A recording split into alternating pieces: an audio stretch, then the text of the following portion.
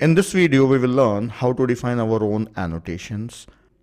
Method of defining an annotation is similar to defining an interface. So interface my anno. This becomes a new actually interface. But if you write @ here in the beginning, now this is an annotation. So it is same as interface, but just it should start with @ so it becomes a annotation.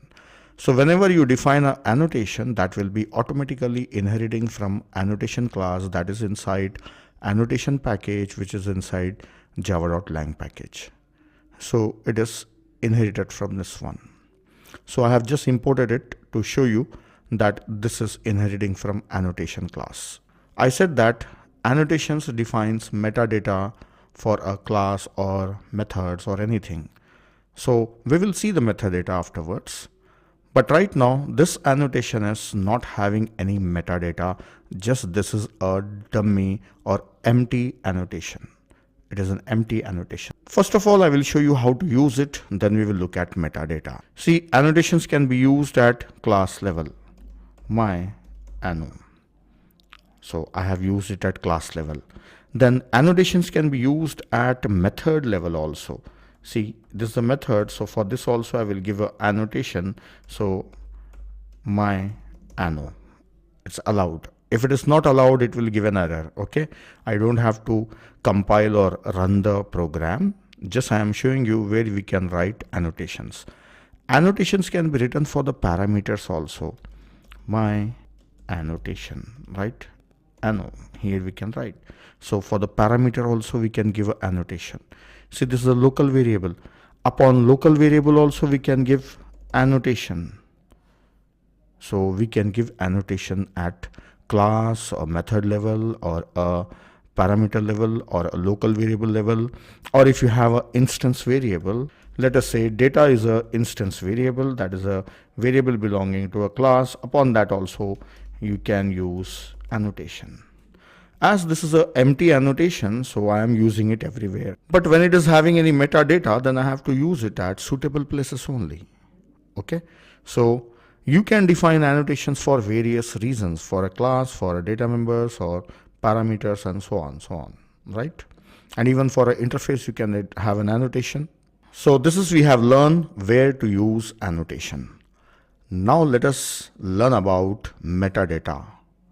So inside annotation, we can define elements or members. So those members are defined just like methods.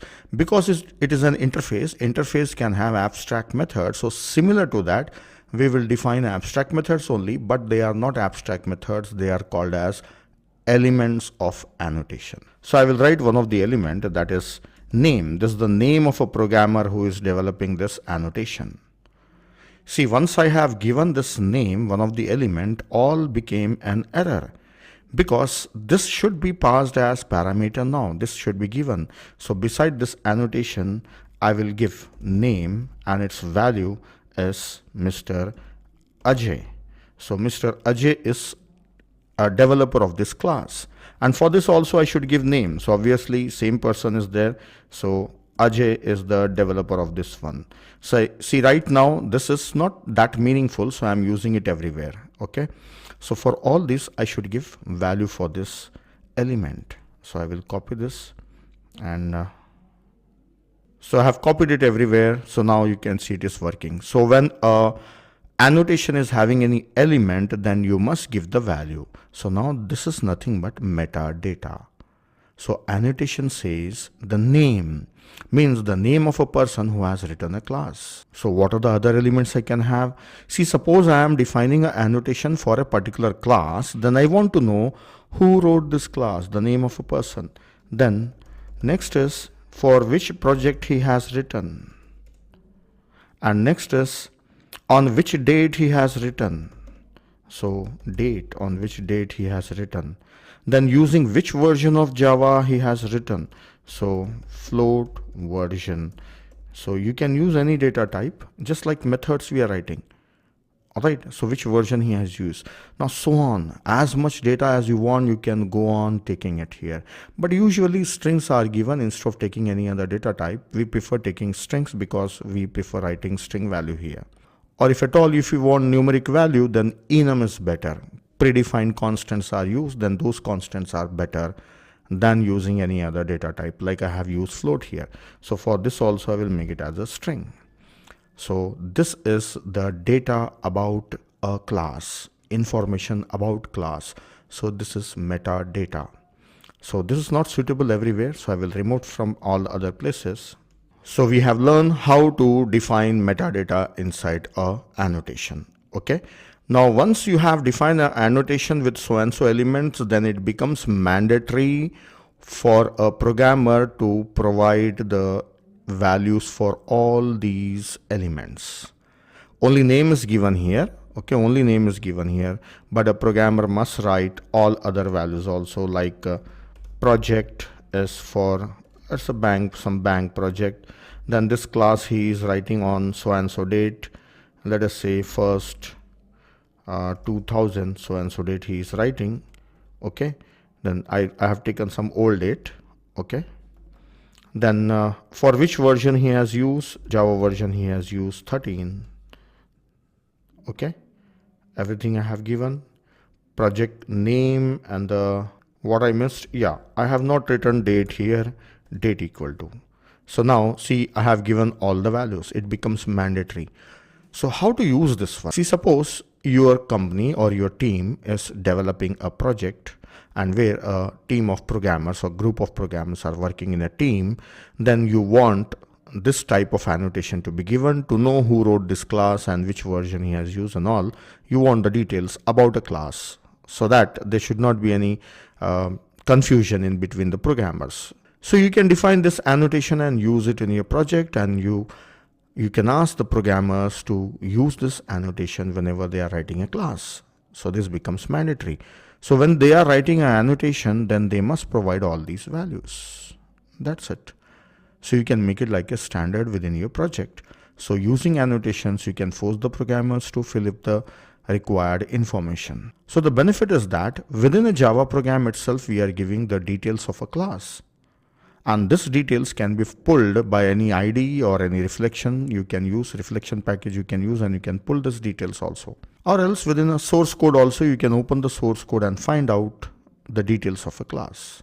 Directly manually you can check it. So we have learned about metadata. Metadata is given by using elements. Elements are just like methods, and the methods will not have body. They will not take any parameters, and they will not even have a throws class. They will not have a throws class here. You cannot use this one. Okay. So if you write this, it's an error. So you cannot use exception, throws exception. All right. Even you cannot take any parameter. All right. So they should be empty, but they will have return type. So that is defining their type. Now next thing, suppose all these elements are not mandatory. Some of them are default, like version 13. So you can mention a default value. So default with space, you can give a default value. Now if a default, this value is not given also, it's not a problem, because that default value will be taken. If I remove this date, then it will be a problem. If I remove this date, then it's an error, right? Programmer must write on the date.